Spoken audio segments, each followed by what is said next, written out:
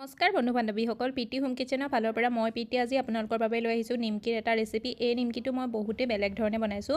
নিমকি সাধাৰণতে ময়দা দি বনোৱা হয় নহয় জানো, কিন্তু মই আজি পিঠাগুড়িৰে এই নিমকিটো বনাইছোঁ। আপোনালোকে যদি পিঠাগুড়িৰে নিমকি আগতে বনোৱা নাই তেতিয়াহ'লে এই ভিডিঅ'টো আগলৈ চাওক। আৰু পিঠাগুড়িৰ নিমকিটো ময়দাৰ নিমকিতকৈ বহুতেই বেছি ভাল লাগে খাবলৈ। যিসকলে খাইছে তেওঁলোকেতো জানেই, যিসকলে নাই খোৱা এই ভিডিঅ'টো চাই বনাব পাৰিব। পিঠাগুড়িৰ এই নিমকিটো বনাবৰ কাৰণে মই ঘৰত থকা নৰ্মেল এটা বাতি দি পেলাই পানী এক বাতি লৈ লৈছোঁ। পানী যোনটো বাতিয়ে দিব সেইটো বাতি আপুনি পিঠাগুড়িও এড কৰিব লাগিব। ইয়াত এতিয়া মই অকণমান আধা চামুচমান জনিগুটি এড কৰি দিছোঁ আৰু সোৱাদ অনুসৰি নিমখ এড কৰি দিছোঁ। মই আধা চামুচ নিমখ এড কৰিছোঁ। নিমখৰ পৰিমাণটো নিজৰ হিচাপ অনুসৰি দিব পাৰে। পানীখিনি উতলি যোৱাৰ পিছত মই গেছৰ ফ্লেমটো একেবাৰে ল' কৰি ল'ম আৰু ইয়াত মই যোনটো বাতিৰে পানী এড কৰিছিলোঁ সেইটো বাতিৰে এক বাতি মই পিঠাগুড়ি এড কৰি দিছোঁ। পিঠাগুড়ি এড কৰি পানীখিনিৰ লগত একদম ভালদৰে মিলাই ল'ম আৰু যেতিয়া মিহলি হৈ যোৱাৰ পিছত গেছৰ ফ্লেমটো অফ কৰি দিম। অফ কৰি লৈ পেলাই এইটো মই 5 মিনিটৰ কাৰণে ঢাকি পেলাই থৈ দিম। মানে 5 মিনিটত ষ্টিম হৈ যাব এই পিঠাগুড়িখিনি।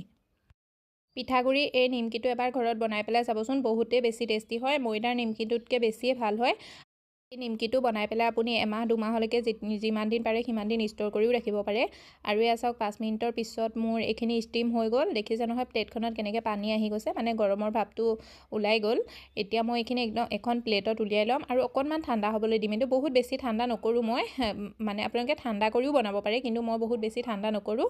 এইটো অকণমান ঠাণ্ডা হ'বলৈ দিম, যেনেকৈ মই হাতে চুব পাৰোঁ সিমান দেৰিয়ে ঠাণ্ডা কৰি ল'ম। আৰু ইয়াত মোৰ পিঠাগুড়িখিনি ঠাণ্ডা হৈ গ'ল। ঠাণ্ডা মানে বহুত বেছি ঠাণ্ডা হোৱা নাই, মই হাতে চুব পৰা সমান ঠাণ্ডা হৈছে। তেনেকুৱাতে মই ইয়াত 1 চামুচ ৰিফাইন তেল এড কৰি দিছোঁ। ৰিফাইন তেলৰ জেগাত আপোনালোকে ঘিউ এড কৰিব পাৰে। এতিয়া মই এইখিনি অকণমান মঠি ল'ম, মানে অকণমান মানে 2-3 মিনিটমানৰ কাৰণে এইখিনি মঠি ল'ম, যাতে এইখিনি অকণমান আটাখিনি চিকনা হৈ যায়। পিঠাগুড়িৰ এই নিমকিটো আপোনালোকে ইচ্ছা কৰিলে পিঠাগুড়িখিনি ষ্টিম নকৰাকৈ ডাইৰেক্ট সানি পেলাইও বনাব পাৰে।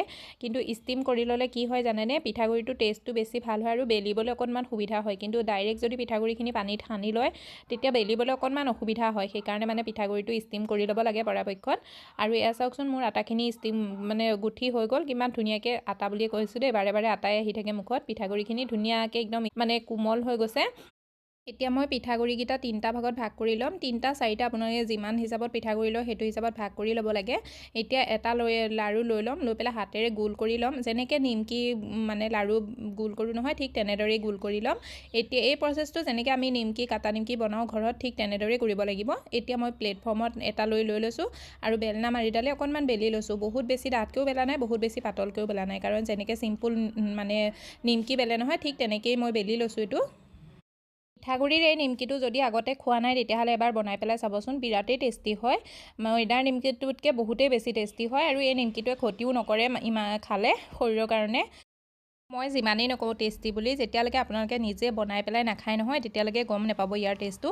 বহুতেই বেছি টেষ্টি হয় আৰু বনাবলৈও একেবাৰে সহজ। খালি ইয়াৰ পৰিমাণটো জোখটো ভালদৰে ৰাখিলেই হ'ল। যোনটো বাতিৰে বা যোনটো কাপেৰে পানী এড কৰে সেইটো কাপেৰে বা বাতিৰে পিঠাগুড়িটো এড কৰি দিলেই হৈ গ'ল। খালি নিমখটো সোৱাদ অনুসৰি এড কৰি দিব আৰু একেবাৰে সহজতে নিমকিটো বনাব পাৰি। তেতিয়াহ'লে দেৰি কিয় কৰি আছে? মৰমৰ বিহুটি আহি আছে, মৰমৰ বিহুটিৰ কাৰণেতো নিমকি বনাবই লাগিব ঘৰত। তেতিয়াহ'লে এবাৰ এই নিমকিটো বনাই পেলাই চাবচোন। এই নিমকিটো বনাবৰ কাৰণে ময়দাৰো প্ৰয়োজন নাই আৰু বিহু বুলি ক'লে সকলোৰে ঘৰত পিঠাগুড়ি থাকেই। আৰু এয়া দেখিছেনে, ভিডিঅ'ত দেখিয়ে গম পাই গৈছে চাগে এই নিমকিটো কিমান ধুনীয়াকৈ কাটা গৈছে, কাটিবলৈ কিমান সহজ, অকণো তলত লাগি ধৰা নাই বা এই নিমকিটো শুকুৱাব লাগিব বুলিও তাৰো কোনো জেমেলা নাই। একেবাৰে সহজতে বনাই পেলাই ডাইৰেক্ট আপুনি তেলত ফ্ৰাই কৰিব পাৰে। এটা চাইডে নিমকি কাটি থাকিব পাৰিব আৰু আন চাইডে তেল গৰম কৰিও ৰাখিব পাৰিব। কোনো জেমেলাই নাইকিয়া। বনাই চাব এবাৰ ঘৰত, তেতিয়াহে গম পাব। মানে মই কৈ থাকিলে কেতিয়াও বিশ্বাস নকৰে। আৰু এয়া চাওক মই আজি নিমকিটো কাটি ল'লোঁ। মই এইটো নিমকি শ্বেপতে কাটিছোঁ, ডায়মণ্ড শ্বেপত। আপোনালোকে ইয়াৰ শ্বেপটো সলনি কৰি পেলাইও কাটিব পাৰে, যি মন যায় যেনেকুৱা ষ্টাইলত ভাল পায় তেনেকৈয়ে কাটি ল'ব পাৰে। আৰু ইয়াত মই চেম প্ৰচেছতে গোটেই নিমকিখিনি কাটি ল'লোঁ। দেখিছেনে নিমকিখিনি অকণো মানে ঢিলা নিচিনাও লগা নাই। এতিয়া মই নিমকিটো ফ্ৰাই কৰিম। ফ্ৰাই কৰিবৰ কাৰণে মই তেল গৰম কৰি ৰাখিছোঁ। তেলটো মোৰ অকণমান যে ক'লা ক'লা দেখিছে, সেইখিনি মই খুৰমা বনাই লৈছিলোঁ, তাৰ কাৰণে সেইটো তেলতে মই নিমকিখিনিও ফ্ৰাই কৰিব লৈছোঁ। খুৰমাৰ অকণমান গুৰি তলত লাগি আছিলে, সেইখিনি অকণমান জ্বলি পেলাই ক'লা হৈ গৈছে। এতিয়া মই এটা নিমকি দি চাই ল'ম। দিয়াৰ লগতে যেতিয়া অকণমানকৈ মানে ফুট আহি যাব নহয়, তেতিয়া জানিব তেলটো একদম পাৰফেক্ট জোখৰ আছে। এতিয়া মই তাত কাটি থোৱা নিমকিখিনি এড কৰি দিম আৰু ল' টু মিডিয়াম ফ্লেমত মই নিমকিখিনি 3 পৰা 4 মিনিটৰ কাৰণে ফ্ৰাই কৰি ল'ম।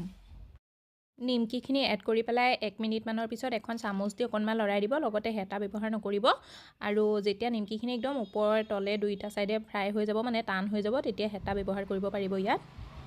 পিঠাগুড়িৰ এই নিমকিটো একদম পূৰা ৰঙচুৱা কালাৰ নহয়, অকণমান কালাৰটো চেঞ্জ হোৱাৰ লগতে এইটো নমাই ল'ব পাৰিব।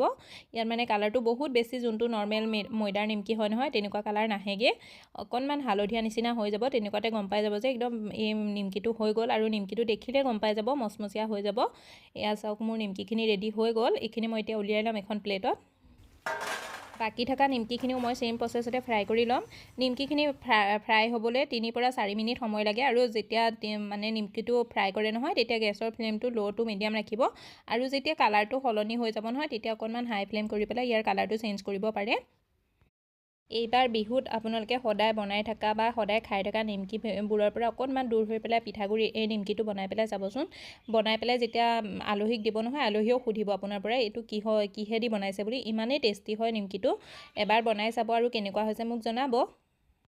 লগতে মোৰ আজিৰ এই ৰেচিপিটো কেনেকুৱা লাগিছে, যদি ভাল লাগিছে ভিডিঅ'টো লাইক কৰি দিব, শ্বেয়াৰ কৰি দিব, আৰু চেনেলটো ছাবস্ক্ৰাইব কৰিবলৈ নাপাহৰিব। লগতে বেল আইকনটো প্ৰেছ কৰি দিব এনেকুৱা ভিডিঅ'বোৰ আগলৈও পাই থাকিবৰ কাৰণে।